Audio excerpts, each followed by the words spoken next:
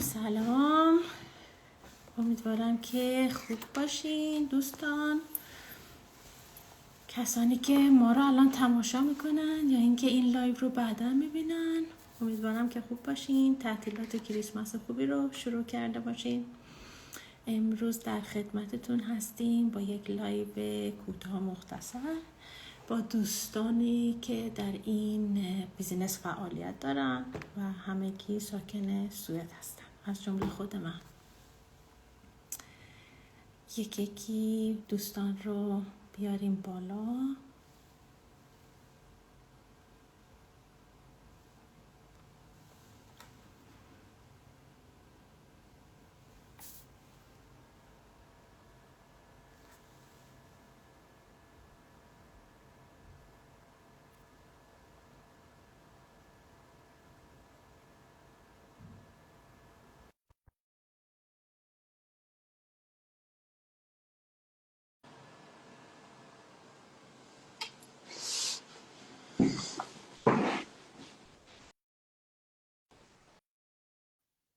سلام. سلام، حال شما چطوره؟ سعید خانم خوب هستین؟ مرسی، شما خوب هستین؟ خیلی ممنون، متشکرم امروز برای میزبانیتون و دعوتی که از من کردین. واقعا ممنونم، لطف دارین شما. خواهش میکنم. مرسی که دعوت ما رو پذیرفتین شما. خواهش میکنم، متشکرم. خدمت بینندگان عزیزم سلام عرض میکنم. امیدوارم که امروز لایو خوب و پرمحتوایی داشته باشیم انشالله. یک لایو کوتاه از بچه‌های سوئد این دفعه. امروز هم خوب بچه هستین شما؟ خیلی ممنون، متشکرم، مرسی، تشکر. شما یوتیوبر زندگی میکنید؟ بله، من شهرام هستم. بذار من خودم برای دوستان معرفی بکنم. من شهرام هستم، یوتیوبری سوئد یا همون گوتنبرگ سوئد زندگی میکنم. شغل کارمندیم کوپ آنلاین هست. سفارش مشتری رو ما بسته‌بندی و ارسال میکنیم. مدتی پیش میخواستم مغازه بزنم، ولی از مشاورینی که تو این زمینه اقتصادی و اینا هستن من مشاوره و راهنمایی گرفتم. گفتن که تو رکود اقتصادی و بحرانهای مالی الان به خاطر جنگ‌ها و اینا اصلا به صلاح نیست مغازه بزنید. بهترین راه اینه که شغل کارمندیتون رو داشته باشین، در کنارش یه بیزینس آنلاینی، پیج آنلاین چیزی بر خودتون تهیه و تدارک ببینید. بعدها بیزینس آنلاینتون که رشد و ترقی کرد و به ثمر رسید، شغل کارمندیتون رو میتونید رها کنین و توی اون بیزینس به صورت فول تایم فعالیت بکنین. خدا رو شکر 100% عالی. تحقیقات لازم دیگه وارد این بیزینس شدم و خدا رو شکر کارمو دارم انجام میدم. الانم که خدمت شما و سایر بینندگان عزیز هستم. قربانتون، خیلی خوشحالیم. سلام نجا جون، حالتون چطوره؟ خوب هستین؟ سلام به همگی. امیدوارم یادهای قشنگی رو کنار عزیزاتون گذرانده باشید و تعطیلات کریسمس و سال‌نو میلادی خوبی هم در پیش باشه. قربانت، مرسی. و همچنین انشالله که مولودم کم کم بیاد بالا. یه لحظه آره دارن میان بالا. ندا جون فکر کنم یکم دوربین تو بدی بالا عالی میشه. من با گوشی هم برای همین. آره منم با گوشی هستم. خوبه الان آره. چون خودم تو قابی که دارم میبینم درسته، ولی شما بگین که برای فیلم کلی شما خوب باشه. خوبه.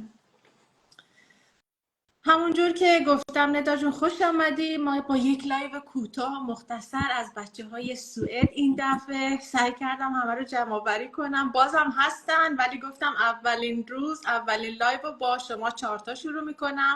یعنی ما 4 تا شروع میکنیم. انشالله که لایو خوبی باشه برای دوستان. مولودم اگر جوین بشه دیگه کم کم جمعمون جمع میشه. شهرام خودشون معرفی کردن؟ آره بفرمایید، شما میتونی خودتون رو معرفی کنید. تا منتظر مولود جون هستیم. من برای دوستای شما که شاید منو تا حالا ندیده باشن گفتم بگم که من ندام، نانا صدام میزنن، 41 سالمه، از 25 سالگی سوئد زندگی میکنم. خیلی کارهای متعددی رو امتحان کردم و همچنین تحصیلات متعددی رو هیچ کدوم به پایان نرسیدم. در اون زمینه بهتره نگیم چون من یه مقدار بیش فعالی دارم و خیلی از این شاخه به این شاخه داشتم، ولی به عنوان نمونه سالها سرپرست گروه بودم توی اورلاندا، فرودگاه بین‌المللی استکهلم. بعد از اون هم توی یکی از فروشگاه‌های آیکونیک استکهلم که شماها میدونید سرپرست گروه بودم. ولی از وقتی بیزنس شخصیم رو شروع کردم از تمام موقعیت هایی که داشتم در واقع استفاده دادم. به عنوان یک کارمند معمولی فقط کار میکنم که بتونم وقت بیشتری رو برای بیزنسم بذارم. خیلی خوشحالم که شماها رو تو سوئد پیدا کردم که با هم در این بیزنس رو ران میکنیم. و همچنین منم خیلی خوشحال هستم. من نمیدونم مولود چرا نمیتونه بیاد بالا. یه لحظه من برای مولود پیام داده الان شد فکر کنم شد. بله سلام انتلیگن خوب هستی؟ خوش آمدی مولود جان. ممنون. 3-4 بار ریکوست دادم تا بالاخره اینستاگرام تکنیک دیگه، تکنیک بعضی موقع جواب میده بعضی موقع نمیده. من یه سلام و احوال پرسی کنم خدمت همه شما دوستان. خیلی ممنون از اینکه لایو منو پذیرفتین. خیلی خوشحالم از اینکه با هم همکاری داریم توی این بیزینس از سوئد.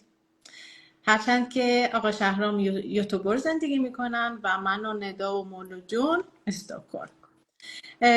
دوستانی که ما رو لایو دارید انشالله که تعطیلات کریسمس خوبی رو آغاز کرده باشین. ما امروز در نظر گرفتیم که یک لایو کوتاه و مختصر در مورد این بیزنس فوق‌العاده، این فرصت طلایی برای شما داشته باشیم.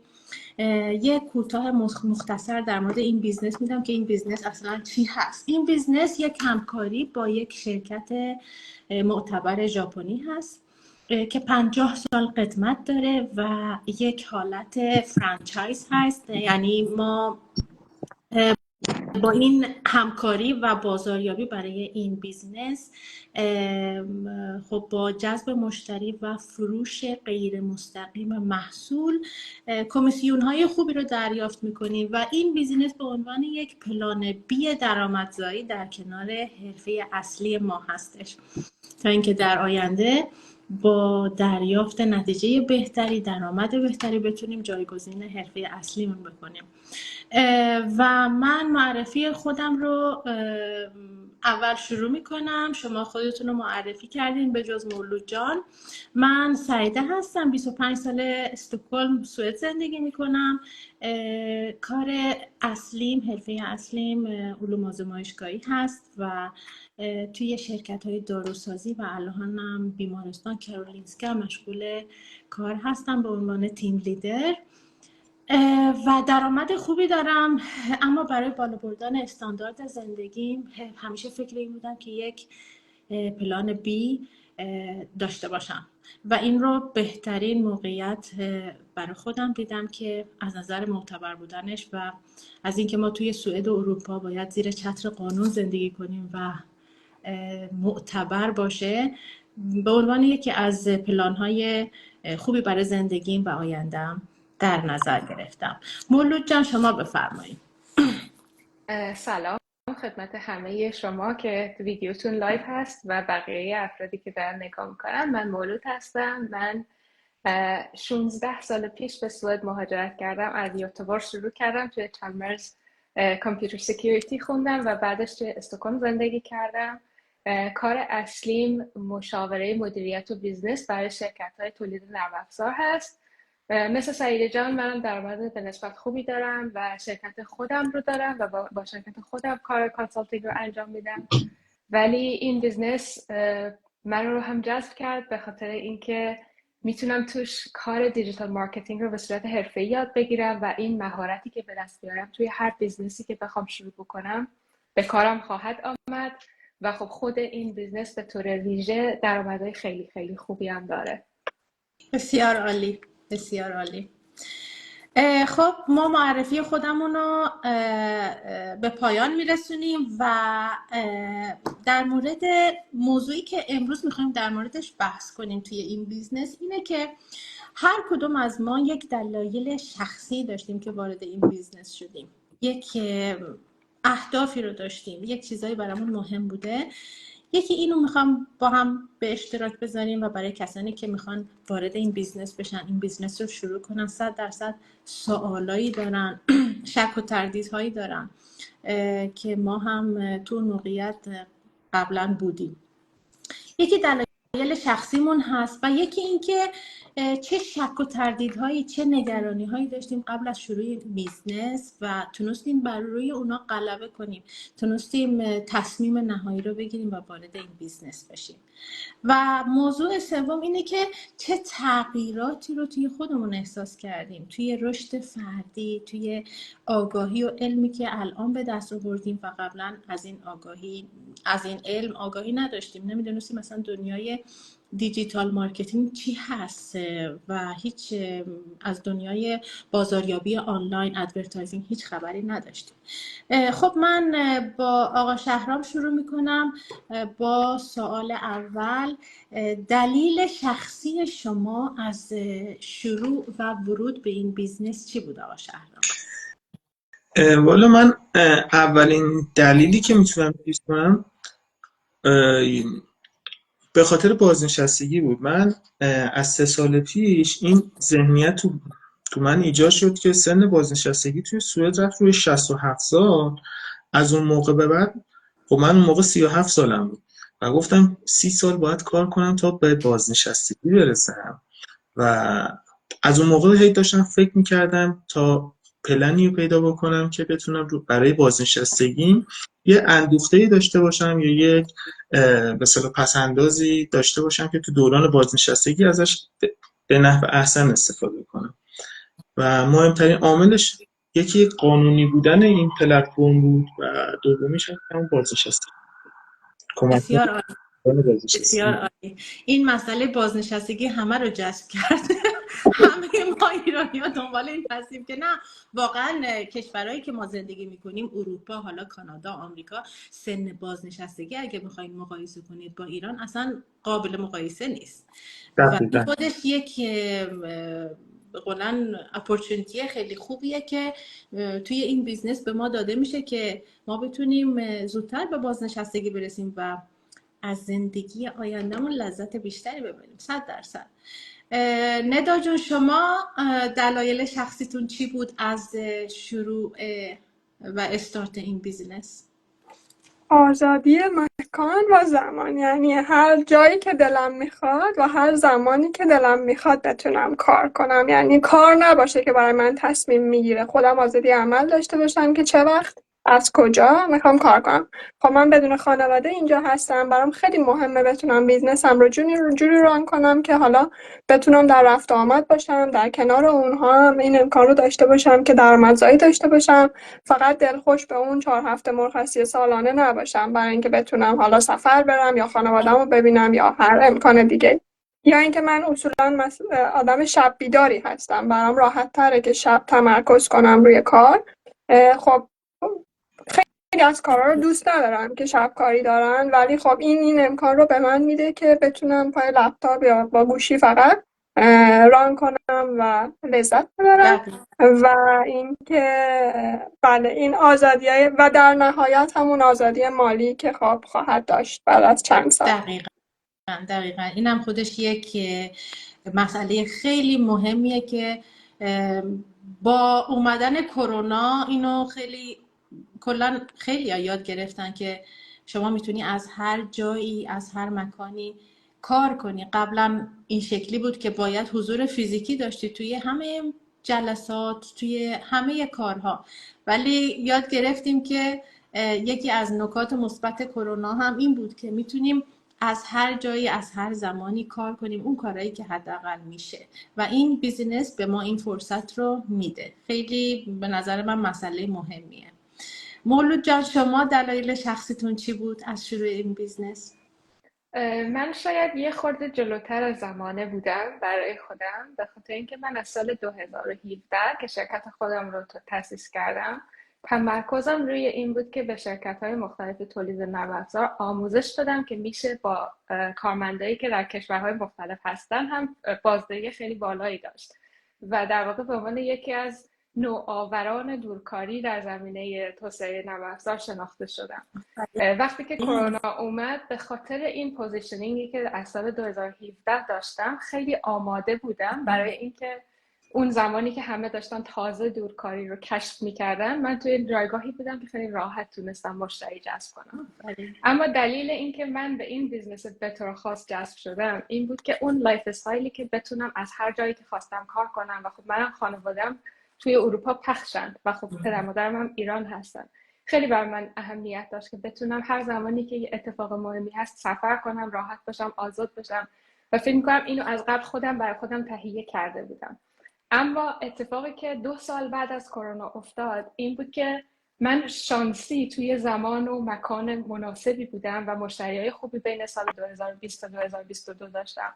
سال 2022 که دیگه همه آدما عادت کرده بودن که دورکاری انجام بدن و شرکت‌ها با کارمندایی که توی کشور مختلف هستن کار بکنن، یه دفعه خیلی ناگهانی احساس کردم که مهارت‌های من، سرویس‌های من، کارهایی که من می‌کردم دیگه خیلی رلوونت نبود توی بازار کار و برای من خیلی سخت بود مشتری پیدا کردن، به خاطر اینکه دیگه همه فکر می‌کردن خب اینو که ما بلدیم، دیگه چی داری به ما ارائه بدی.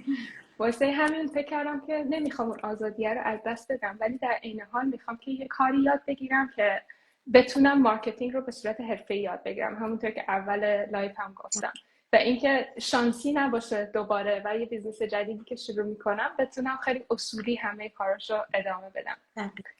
یه دلیل خیلی کوتاه دیگه هم دارم که دلیل خیلی شخصی هست، اونم این که همسرم توی کرونا متاسفانه دچار کرونا مزمن شد و دیگه نتونست کار بکنه و اینکه من تنها درآمد خانواده کوچیکمون رو در می آوردم، خب خیلی فشار زیادی داشت و مسلما این درآمد مضاعفی که این بیزنس اضافه کرد به زندگی ما خیلی کمک کننده بود و مسلما این مسیری که داره و بازنشستگی که خیلی زود میشه توی این بیزنس بهش رسید خیلی اترکتیو بود دیگه، جذاب بود و جالب بود برای من. دقیقاً. نه، نکات خیلی خوبی رو اشاره کردی. واقعا آزادی که توی این کار به ما داده میشه، یعنی آینده‌ای که ساخته میشه برامون از لحاظ بازنشستگی، درآمدی که در کنار کارمون بهمون رسیده میشه، یا اینکه از هر جا و هر زمانی بتونی این کار رو ران بکنی، خب خیلی مهمه. مثلا من خودم شخصا اگه بخوام دلایل شخصیمو بگم، خب یکی این بود که ما همه تو سوئد زندگی میکنیم. سوئد هم مالیاتاش ماشاءالله یعنی جزء یکی از کشورهاییه که بیشترین مالیات ما پرداخت میکنیم.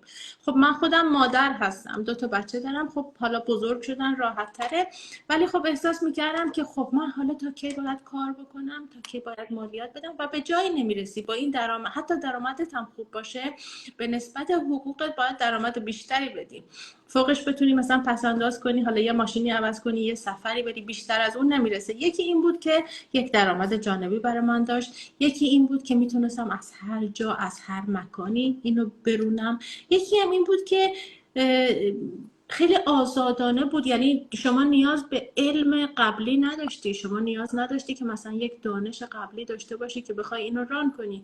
هر کسی با هر بک‌گراندی میتونه وارد این بشه و پکیج آموزشی که در اختیارش قرار میگیره و اینکه حتی با کسایی که ما مثلا پیشکسوت هستن توی این بیزنس، حتی اونا رو که فالو کنید، دنبال کنید، خیلی چیزا یاد میگیرید.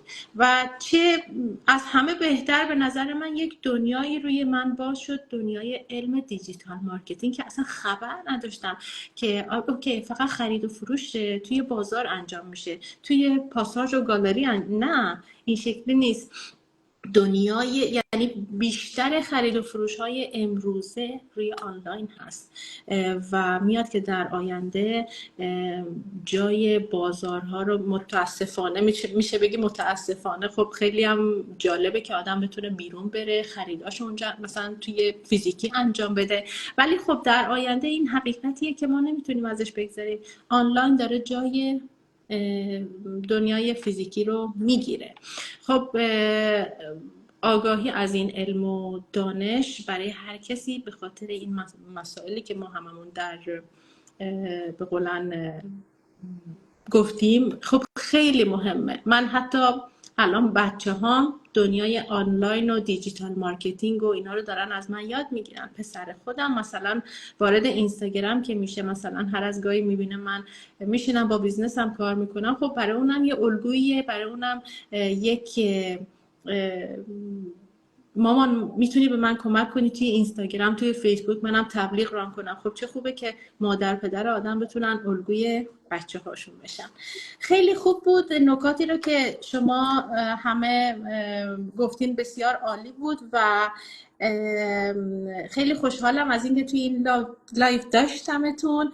انشالله لایف های بعدی با مسائل مختلف، با اینکه چه چیزهایی ما توی این راه یاد گرفتیم، چگونه میتونیم رشد فردی داشته باشیم، چگونه میتونیم ادورتایزینگ را ران کنیم و خیلی مسائل دیگه.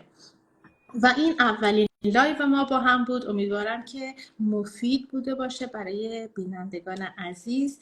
با لایو های دیگه در خدمتتون هستیم. حتی شما میتونید سوال هایی که دارین، تفکراتی که در مورد این بیزنس دارین، شک و تردیدهایی که دارین، برای هر کدوم از ما، مولود، ندا، آقا شهرام، سعیده، اینها رو میتونید به اشتراک بذارید و ما توی لایف های بعدی در خدمتتون هستیم.